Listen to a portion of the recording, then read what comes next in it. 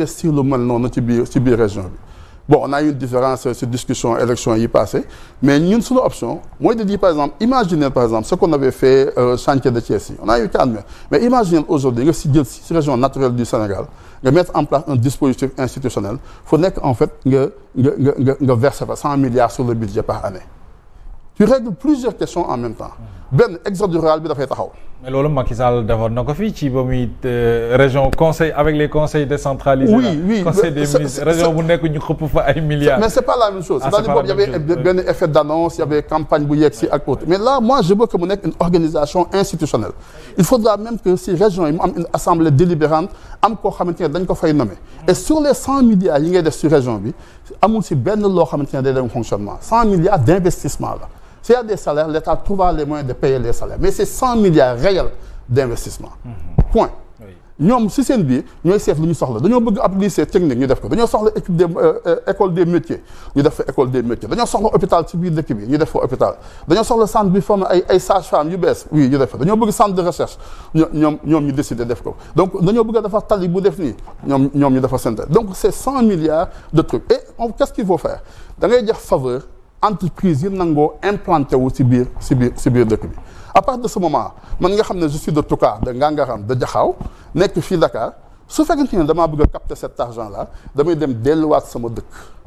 parce que dëkk bu am 100 milliards yu circulé par année nit ñi soxlaatu ñëw Dakar di wut si xaalis wala ñuy def exode rural wala di wut si dara si biir dëkk y aura toujours 100 milliards monétaires yu circulé ci biir dëkk bi que ku am GIE mën a taxaw ne damaa am marché dañuy def marché nga compétir kuy tabax école wut main d'œuvre bi foofu jël ingénieur sur place créer de l'emploi justement sur place tu gagnes au final deux choses da ngay gagner ne benn damay am développement équilibré du Sénégal te région bu nekk lu mu mën a fournir mu fournir ko et deuxièmement da ngay arrêter exode de mouvement population yi et autres et au final da ngay créer sax benn émulation pas une compétition parce que il faut qu'on reste ci benn république mais da ngay créer benn émulation au niveau région c'est-à-dire waa bassin arachidier di xëccoo ak waa Ferlo manager bu ñu namee foofu di xëccoo ak waa région centre-est waa développement ku nekk di innover ñuy indi ay affaires yu bees ñuy wuti coopération yu bees bu ñu ko defee Sénégal yëpp développé ndoo en même temps doon ñu am benn développement équilibré boo xamante ne 25% de la population mi ngi dund sur moins d'1% du territoire lépp ñu di ko sànni biir Dakar lépp ñu ko c'est ça qu'il faut aujourd'hui corriger il y a aucune raison te man sama mbokk bi nekk aujourd'hui dans le Sine war a ñëw Dakar parce que simplement il a besoin mu capter ressources monétaires mu indi charrette am fii biir Dakar gars yi naan wuy dëkk bi dafa désorganisé mais kooku bu toogee aussi dëkkam amul lu mu dundee amul lu mu lekk bu traitu gerte passé gisul fu muy foree dërëm wala fu muy foree ñaar dërëm boo demee ci biir àll bi yenn saa yi da ngay ñëw fekk ñoo xamante ne benn 200 francs pour ñu am ko dans la journée mais c'est tout un problème dañuy mujj dem seet fan la luuma am nga dem seet ndax da nga gis koo am ku ñuy wax fasaale koo yoo xam ne da ngay dem nga gis ko si yoon nga jël ko si fas bi yóbbaale ko et autres nous avons des niveaux de pauvreté énormes ci biir dëkk bi gis nga dem nañ si ay dëkk yoo xamante ne dañuy dem jël pâte dentifrice 25 francs ñu pàccalal la nga def ci da ngay gis ay dëkk yoo xamante ne gis nga bu ñu tabaskee ba noppi yàqu xar yi desoon yi ñu seeñu ba noppi dañ koy yeew takk ko fenn bu ñu nee ba mois de juillet ñu génn ko boo amee ceeb tuuti sotti si yax mu safal ko daal donc quand on est à ce niveau-là où le minimum manque à certaines catégories de population sénégalaise il faut imaginer le développement autrement. Alors vous avez aussi mis mettre en accent ci ce qu'on appelle la justice sociale est-ce que da nga jàpp ne dañu ci xaw a deltu ginnaaw au Sénégal. oui mooy li may ba nga boole ko. c'est ça que je viens d'expliquer tout à l'heure xam nga man fondamentalement je te dis gis nga. damay xool réew mi tey nu mu bindoo gis nga système bu baaxul dañ koy combattre système bu baaxul dañ koy combattre et effectivement ñi fi ne combattre nañu benn système boo xamante ne emporté tout woon seen adhésion mais réew lu koy doxal système la contrairement à ñi fi nekk ni moi je pense qu'il faut mettre en place un système man wax naa keroog ne man gëmuma nit c'est-à-dire gëm naa ne nit ku baax mooy doxal réew mooy taaral doxalinu réew jikko ju baax mooy téye réew mu doxin bu rafet waaye amul nit man ak yow ak kañ a yar ci daara jaar ak kenn koo xamante ne boo nekkee en position de jouissance de la puissance de l'État état bi du la ëpp doole ba corrompre say valeur moo tax gis nga nit lu mu ay lu ñu koy yar souvent bu yegsee ci état rek état bi nërmeel ay jikkoom yu rafet moo tax état bu dëgër mooy jatag nit ba du mën a même bu bëggee wàcc yoon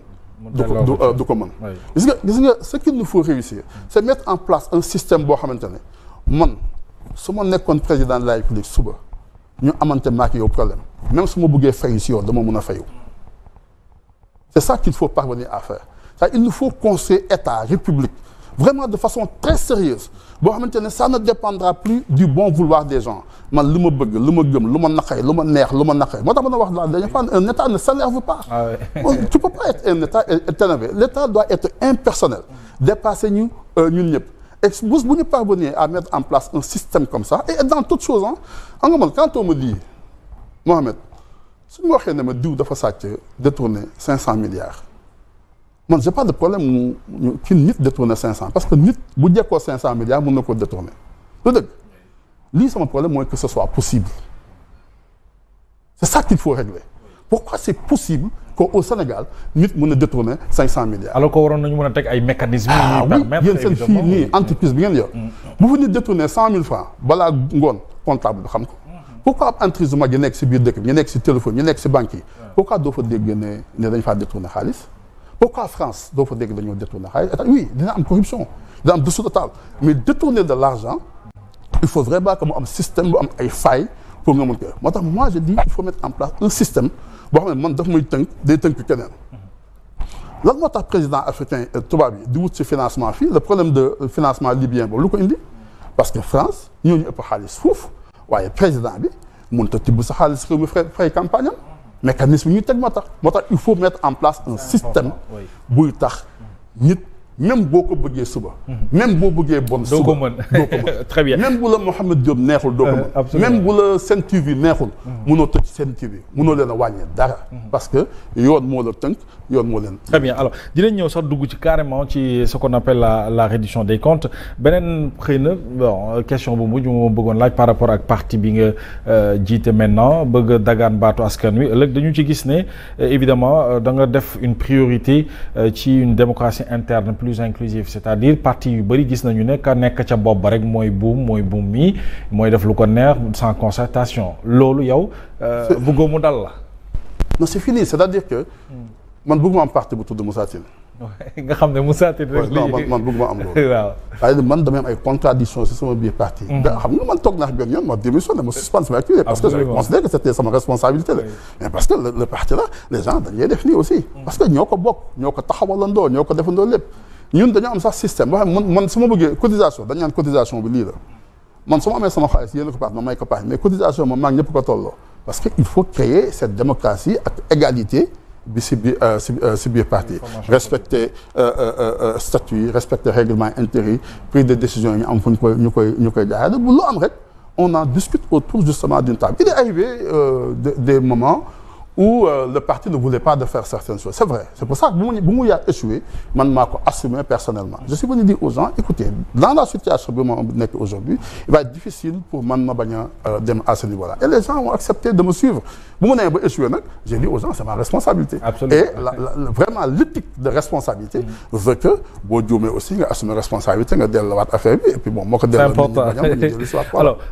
ñu dugg ci muy la question de la reddition wala sur la reddition des comptes alors Moussa ci réew mi nga bokk nga nekk un acteur politique depuis l'avènement de ce régime dañu def une priorité ce qu'on appelle la reddition des comptes alors sur la forme déjà démarche bi naka nga ko jàngatee est-ce que ñu ngi ci yoon bi est-ce que mbir yi xawuta nuru règlement de compte wala sur le principe reddition des comptes bi ñu ngi ci bu baax a baax alors que lésé wuñu kenn. alors reddition des comptes warul nekk priorité. ça doit être naturel. c'est ça le problème. warul nekk décision bu nit di jël ne damay def reddition des comptes damay topp nit damay topp diw. ñoom priorité nag non kenn du ko topp kenn. dans un état kenn du topp kenn parce que boo toppee nit rek yaa ngi commencé indi ay règlement de compte sa digganteeg ay ñeneen donc waxuloo topp kenn c'est ça la première moo tax sànq naan il faut mettre en place un système ça doit pas dépendre de Moussa Tine qui est premier ministre wala qui est président de la République ku bëgg parce que bu jotee woon naag Mohamed Diop wala di waxoon na ni non ça c'est la première chose la deuxième chose aussi mooy reddition des comptes dafa war nekk mécanisme judiciaire parce que dégg kenn muy nettali di wax naan gis naa directeur de cabinet ak yooyu ay ñu la ñuy tëdd di xool ak seen i dossiers je dis ñi ngi juum c'est pas le rôle ils perdent du temps aujourd'hui ñoom li leen soxal mooy naka la ñuy def ba université bi seen njàng bi delluwaat si yoon nan la ñuy def ba nit ñi mën a faju nan la ñuy def ba kenn dee entre 19 heures et 7 heures du matin comme le dit la ministre de la santé wàññeeku nan la ñuy def ba tali yi baax nan la ñuy def ba ki nga xamante ne mi ngi dëkk tey Mbadakhoune wala mi ngi dëkk Koungheul lii réew mi moom di ko fekk foofu c'est ça les priorités mais le prioriser en fait poursuivre ay nit en justice du jot man yéenewuma kenn